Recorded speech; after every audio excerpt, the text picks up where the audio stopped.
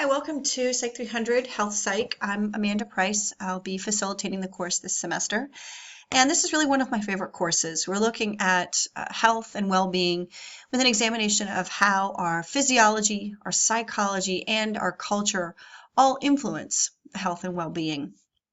And we'll be doing that by using a particular textbook, various online resources, scholarly resources, as well as your own backgrounds and experiences with healthcare. One of the things I really love about facilitating this particular course is that I'm doing it with nursing and other healthcare professionals. And so I find that students are often able to bring in really interesting and worthwhile perspectives to make sure that each semester the course content is just a little bit different and benefits really from the people who are in it.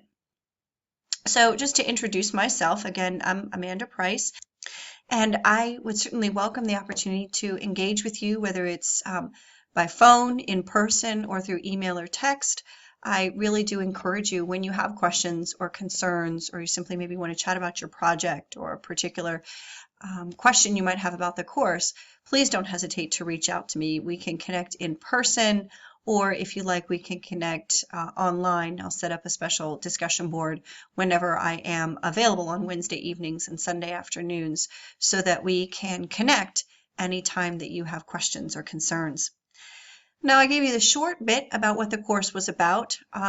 One of the things that we'll be doing is looking at some particular theories of health psychology to better understand how to influence health behaviors. So I'm assuming most of you, if not all of you, are in the nursing profession. So a key part of your role is to influence your patients' behaviors. And so we'll be talking a lot about recent research on how to do that more effectively. And then perhaps related to that, we'll also be exploring the factors that influence a patient's health. You spend all of your nursing training or allied health training learning about physiology and the body. And in this course, we'll also be looking at how a person's mental state and their particular culture can also influence their experience of health and disease. And then we'll also be looking at particular factors like oppression, economic status, minority identity, that kind of thing, that can influence a person's access to healthcare as well as their experience while they're in healthcare. So, of course, not everybody is created equal, and not everybody's experience is going to be equal. Now, because this is online, I do have some technology recommendations for your success. I realize that you have probably just finished an online course, but I really do want to emphasize that whenever you are preparing your work for a discussion board, the wiki presentation, or a blog post, I really do encourage you to compose your work in Word or something like that, run a spelling grammar check, copy and paste it into the online forum rather than just typing it in immediately.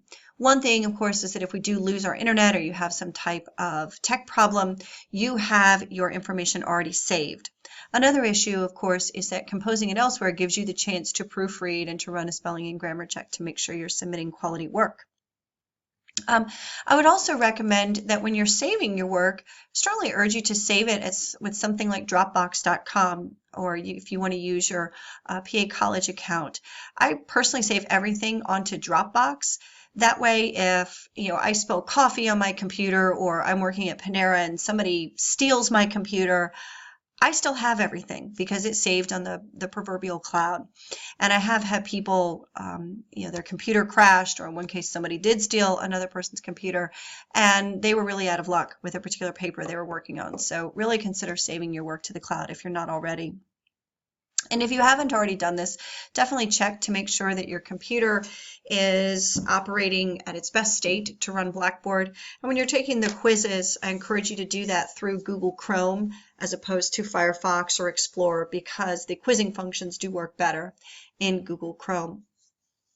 Now, in terms of what you will be doing in this course, how your learning will be assessed, there's a couple of key ways. We'll have discussion boards, blogs, quizzes, and then a research paper. So what I would like to do now is to just advance to the end of the syllabus and talk a little bit about each of these with a little bit more detail. I'm actually starting at the end with the project because I think this is the thing that is probably the most unique relative to the other things. I imagine most of you have done discussion boards, you may have done blogs, and although I will talk about them, I want to start off by talking about the project. I said in the beginning that a theme for this course is considering how biology, psychology, and sociocultural factors all influence our experience of health and disease. And so that's really going to be the thrust of your paper. You're going to pick a specific topic, and I have provided possible topics for you if you like. You don't have to use these topics, but I've already done a little bit of background footwork for you with these particular topics right here. But in each of these cases, they touch on at least two different factors of the biopsychosocial interaction. So thinking about how sleep variations explain race variations in health. Here we're talking about the biology of sleep. We're talking about sociocultural factors like race and class. And then we're also looking at health, which gets back to the biology. So here we have culture and biology mixing together. How does social support offer reliable health protection? Okay, social support, that's getting into psychology as well as some social experiences, and then the biology with the health protection. So you are welcome to choose your own topic if you want, not necessarily something that's on that list, but just make sure that it's hitting at least two of these three factors right here. Roughly each week you will have a task. In week 1, you just have to select your topic, and you'll do that using the wiki function in our course, and I'll show you that in a different video. Week 2, you're expected to create an annotated bibliography. And I will have a sample for you on Blackboard, but just in brief, you need to identify 5 scholarly sources. And if you choose one of the topics that I have suggested, I've already provided some scholarly sources for you. You don't have to use those, but it's just giving you somewhere to start, if you will. All right, and then for the annotated bibliography, for each of those sources, you need to explain what are the key points of the paper, and then how is it going to help you in preparing your project and preparing your paper. Okay, then after you do your bibliography, of course, you're going to start really diving into that research and starting to prepare both your wiki presentation and your final paper. Now for the wiki presentation, what you'll be doing is sharing with us the high points from your research. I don't want you to just be copying your paper or even whole chunks of your paper. I want the wiki presentation to be something different, where you really are just giving us the highlights, the high points that you would like us to take away from the research that you did. So you, along with text, you should also be including maybe relevant graphics, or a graph that you found to be really interesting, or there might be links to external videos or resources that would be relevant for us to help us learn more about this topic. Along with all of that information, you should also be including at least one question for discussion, because during that week, we will be, as your peers, responding to that discussion question, and you as the facilitator are expected to check in at least twice to connect with what we have said in response to your discussion question. Finally, the final paper will be due at the end of the course. You have some guidelines right here. You are not expected to have an abstract, but this really should be an in-depth exploration of the key points within your topic. So the topics that I suggested to you are fairly broad, and I encourage you to choose some piece of that broad topic. All right, you're not expected to cover every single piece of information in the whole topic. How does sleep influence race and class perspectives on health? You might just look at how sleep is explaining race-based variations in heart disease. All right, so that's a much more specific subtopic than just that whole how does sleep explain class and race variations in health. All right, so the final paper will be due at the very end of the course, and I am happy to offer any assistance or guidance to you as you are preparing it. The next type of learning measure that I want to address are the quizzes. These are open book and open note. You're welcome to use the internet, although keep in mind the internet is of mixed accuracy. The only thing I do expect is that you complete the quiz alone, not with a peer, not with a romantic partner or friend or family member, that you're completing it by yourself. You do have 2 attempts available to complete the quiz, and the average of your 2 attempts will be recorded. And so I encourage you to check the feedback after the first time around, because I have given you a little bit of guidance on where you can find the correct information. The third type of assessment that you'll be engaging with are the application to practice blogs. And so again, this is where you'll be applying the information in the course to your professional or personal experiences with healthcare. You can see that you're expected to post at least twice. So the way that this works is every week, I will provide you with a particular question or topic to consider on the blog. Most people tend to choose to respond to that topic, but if there's something else we've covered in the course that you really want to blog about and it's not the question that I asked, that's fine. You can go ahead and go off in your own direction as long as it's connected to the course material. So you're expected to respond, expected to blog at least twice in 2 of the 5 weeks. You're expected to respond to people's blogs in each of the 5 weeks. However, I will say that it's okay to do your response in week 3 to a blog that was made in week 1. All right, so you don't have to respond during the exact week. And I think this makes sense. If nobody provides a blog post until Sunday night on week 1, how are you supposed to respond to that? So again, you can respond to week 1 blog in week 5 or week 3, whatever. But you must have at least 5 responses, 1 for each week. Your blogs should include some reference to course material because they are connecting that course material with your own experiences. So your posts are to be personalized, but just make sure that you are making explicit reference to course material and making it very clear how it connects with your experience to healthcare.